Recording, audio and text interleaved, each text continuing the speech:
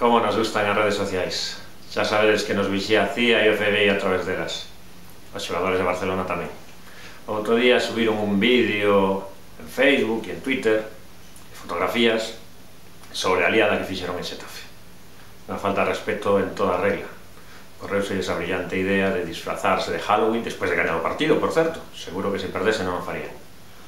E colarse por accidente na sala de prensa do equipo rival mentre un compañeiro do Xetafe facía unhas declaracións.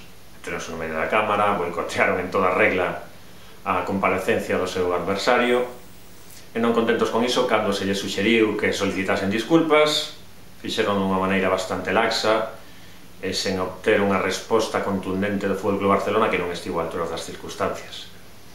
Dixeron que non sabían que se metían en sala de prensa despois, cando escuitaron todas as críticas de todos os medios de comunicación. Falso. Sabíano seguro. Había un cartel ben grande na sala de prensa do Coliseum Alfonso Pérez que pon que é precisamente iso, unha sala de prensa. E en segundo lugar, a quen pretenden enganar se xogaron 1000 veces nese campo. Non somos parvos, por favor. Tampouco parece o xogador do Arosa, Adrián Camiño, que outro día marchou de copas para celebrar o triunfo do Arosa e tamén para despedir o seu compañeiro Juanjo, que marcha a Inglaterra por motivos laborais e deixa o club. O feito de que saíse ou non a tomar unhas copas a ningún tipo de garito non é ningún problema, en realidade, porque foi despois do partido, está no seu perfecto dereito, tiñan días libres, non está vulnerando ninguna regla, ou seja que por aí non ataquen o futbolista.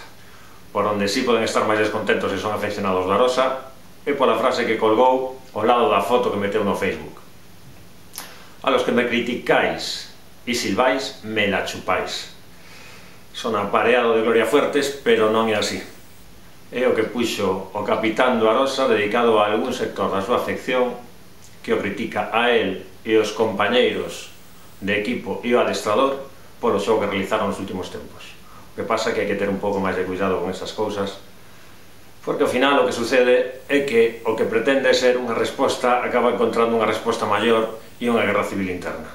O Arosa xa está posto mans a obra para tratar o asunto, seguramente lle dará un tirón de orellas ao seu capitán e intentará solucionar isto da mellor maneira posible para que o equipo non saia damnificado.